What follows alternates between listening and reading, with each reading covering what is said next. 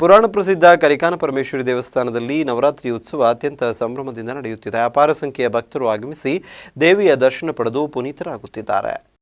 ಐತಿಹಾಸಿಕ ದೇಗುಲಗಳಲ್ಲೊಂದಾದ ಹೊನ್ನಾವರ ತಾಲೂಕಿನ ಕರಿಕಾನ ಪರಮೇಶ್ವರಿ ದೇವಸ್ಥಾನದಲ್ಲಿ ನವರಾತ್ರಿ ಉತ್ಸವ ನಡೆಯುತ್ತಿದ್ದು ಭಕ್ತರು ವಿವಿಧ ಸೇವೆಗಳನ್ನ ಸಲ್ಲಿಸಿ ಕೃತಾರ್ಥರಾಗುತ್ತಿದ್ದಾರೆ. ಪುರಾತನ ದೇಗುಲಗಳಲ್ಲಿ ಒಂದಾದ ತಾಲೂಕಿನ ಶಕ್ತಿ ಸ್ಥಳವೆಂದೇ ಪ್ರಖ್ಯಾತಿಯಾದ ಶಕ್ತಿ ಪೀಠಗಳಲ್ಲಿ ಒಂದಾದ ಶ್ರೀ ಕ್ಷೇತ್ರವಾದ ಕರಿಕಾನ ಪರಮೇಶ್ವರಿ ದೇವಸ್ಥಾನದಲ್ಲಿ ನವರಾತ್ರಿಯ ಪ್ರಯುಕ್ತ ವಿಶೇಷ ಧಾರ್ಮಿಕ ಕಾರ್ಯಕ್ರಮಗಳು ನಡೆಯುತ್ತಿದ್ದು ಭಕ್ತರ ದಂಡೆ ಹರಿದು ಬರುತ್ತಿದೆ. ಹೊನ್ನಾವರ ತಾಲೂಕಿನ ಸುಮಾರು 11 ಕಿಲೋಮೀಟರ್ ದೂರದಲ್ಲಿರುವ ಕಾಡಿನ ಮಧ್ಯೆ ಹಾಗೂ ತಾಲೂಕಿನಲ್ಲಿಯೇ ಎತ್ತರದ ಸ್ಥಳದಲ್ಲಿ ನೆಲೆ ನಿಂತಿದ್ದಾಳೆ. ಈ ತಾಯಿಗೆ ಅರಿಶಿನ ಕೊಂಬಿನ ನೈವೇದ್ಯ ತುಂಬಾ ಮಹತ್ವವಾಗಿದೆ. ದೇವಿಯ ಮುಖವನ್ನ ಅರಿಶಿನ ಲೇಪನದಿಂದ ಅಲಂಕರಿಸುತ್ತಾರೆ. ದೇವಸ್ಥಾನದಲ್ಲಿ ಅರಿಶಿನ ಪ್ರಸಾದ ಪುರಾತನ ಕಾಲದಿಂದಲೂ ನಡೆದುಕೊಂಡು ಬಂದಿದೆ. ಭಕ್ತರು ದೇವಿಗೆ ಅರಿಶಿನ ಕೊಂಬಿನ ಹರಕೆ ಸಲ್ಲಿಸಿದರೆ ಅವರ ಕೆಲಸ ಕಾರ್ಯಗಳು ಸಿದ್ಧಿಯಾಗುತ್ತದೆ ಎನ್ನುವ ನಂಬಿಕೆ ಇದ್ದು ಸಾವಿರಾರು ಭಕ್ತರು ಶ್ರೀದೇವಿಗೆ ಅರಿಶಿನ ಕೊಂಬಿನ ಸೇವೆಯನ್ನ ಸಲ್ಲಿಸುತ್ತಾರೆ. ಇನ್ನು ಇಲ್ಲಿಯ ಪುರೋಹಿತರಾದ ಸುಬ್ರಹ್ಮಣ್ಯ ಭಟ್ ಮಾತನಾಡಿ, ಈ ದೇವಸ್ಥಾನವು ಪುರಾತನ ಕಾಲದ ದೇವಸ್ಥಾನವಾಗಿದೆ. ಈ ಹಿಂದೆ ಬಸವನ ದುರ್ಗದಿಂದ ಇಲ್ಲಿ ಬಂದು ತಾಯಿ ನೆಲೆಸಿದ್ದಾಳೆ. ಈ ಹಿಂದೆ ಆಕಳು ಯಜಮಾನರ ಮನೆಯಲ್ಲಿ ಹಾಲು ನೀಡದೆ ಈ ಕ್ಷೇತ್ರದಲ್ಲಿ ಬಂದು ಹಾಲನ್ನ ನೀಡುತ್ತಿರುವುದು ಗಮನಕ್ಕೆ ಬಂದು ವಿಚಾರಿಸಿದಾಗ ಶ್ರೀದೇವಿಯ ಮಹಾತ್ಮೆ ತಿಳಿದು ತದನಂತರ ಇಲ್ಲಿ ಶ್ರೀದೇವಿಗೆ ಪೂಜೆಗಳು ನಡೆಸಲು ಪ್ರಾರಂಭವಾಯಿತು. ಹೀಗೆ ತಾಯಿ ಭಕ್ತರ ಬೇಡಿಕೆಗಳನ್ನ ಈಡೇರಿಸುತ್ತಿದ್ದಾಳೆ ಎಂದು ಹೇಳಿದರು.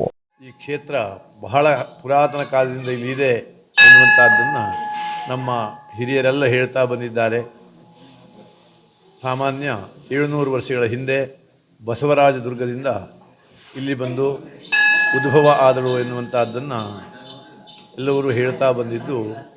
ಇದಕ್ಕೆ ಪೂರಕವಾಗಿ ಈ ಕ್ಷೇತ್ರದ ಬಲಭಾಗದಲ್ಲಿ ಶಂಭುಲಿಂಗೇಶ್ವರನ ಸ್ಥಾನವಿದೆ. ಅದು ಇದಕ್ಕಿಂತಲೂ ಪ್ರಾಚೀನವಾದದ್ದು ಎನ್ನುವಂಥದ್ದನ್ನು ಹೇಳ್ತಾರೆ. ಅಲ್ಲಿ ರಾಜ ಮಹಾರಾಜರು ಬಂದು ತಮ್ಮ ಸೇವೆಯನ್ನು ಸಲ್ಲಿಸ್ತಾ ಇರತಕ್ಕಂತಹ ಪ್ರತೀತಿಗಳು ಈಗಲೂ ಇತಿಹಾಸದಲ್ಲಿ ಕಂಡುಬರುತ್ತದೆ. ಅಂತಹ ಈ ಈಶ್ವರನ ಸಮೀಪಕ್ಕೆ ಬರಲು ತಾಯಿ ಇಲ್ಲಿ ಬಂದು ಉದ್ಭವವಾದಳು. ನೀಲಕೋಡಿನ ಗುಬ್ಬಿ ಮನೆಯ ಆಕಳು ಹಸು ಮನೆಯಲ್ಲಿ ಹಾಲು ಕುಡದೇ ಇರುವಾಗ ಯಜಮಾನ ಅದನ್ನು ದಂಡನೆ ಮಾಡಿದಾಗ ಕನಸಿನಲ್ಲಿ ಸ್ತ್ರೀ ರೂಪದಲ್ಲಿ ಒಂದು ಹೆಂಗಸು ಬಂದು ಆಕಳೊಟ್ಟಿಗೆ ನೀವು ಬಂದಾಗ ಎಲ್ಲವೂ ಗೊತ್ತಾಗುತ್ತದೆ ಅಂತ ತಿಳಿಸಿದಂತೆ ಮಾರನೇ ದಿವಸ ಊರಿನ ಜನರೆಲ್ಲ ಕರೆದುಕೊಂಡು ಬಂದು ಈ ಕ್ಷೇತ್ರದಲ್ಲಿ ನೋಡುವಾಗ ಇಲ್ಲಿ ಆಕಳು ಹಾಲು ಸುರಿಸಿ ಹೋಗ್ತಿತ್ತಂತೆ. ಅಲ್ಲಿಂದ ದೇವಿಗೆ ಅರ್ಚನೆ ಆರಾಧನೆ ಆರಂಭ ಆಯಿತು. ನವಿಲುಗೋಡಿನ ಅಮ್ಮನವರ ಮನೆ ಎನ್ನುವಂತಹ ಮನೆತನದವರು ದೇವಿಯನ್ನು ಅರ್ಚನೆ ಆರಾಧನೆ ಮಾಡ್ತಾ ಬಂದರು.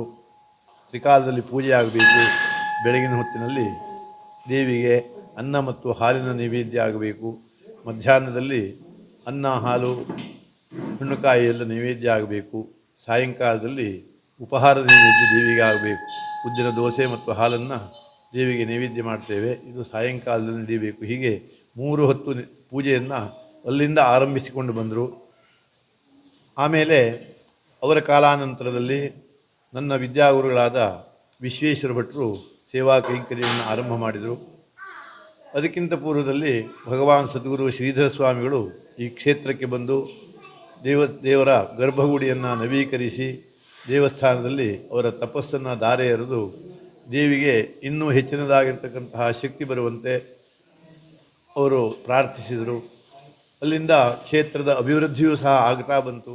ಇನ್ನು ದೇವಸ್ಥಾನದಲ್ಲಿ ನವರಾತ್ರಿಯಲ್ಲಿ ವೇದ ಪಾರಾಯಣ, ಚಂಡಿಕಾ ಹೋಮ, ತ್ರಿಕಾಲ ಪೂಜೆಗಳು, ಧಾರ್ಮಿಕ ವಿಧಿವಿಧಾನಗಳು ನಡೆಯುತ್ತಿದ್ದು ಭಕ್ತರು ಬೇರೆ ಬೇರೆ ಊರಿನಿಂದ ಬಂದು ತಮ್ಮ ತಮ್ಮ ಸೇವೆಗಳನ್ನು ಸಲ್ಲಿಸಿ ಪುನೀತರಾಗುತ್ತಿದ್ದಾರೆ.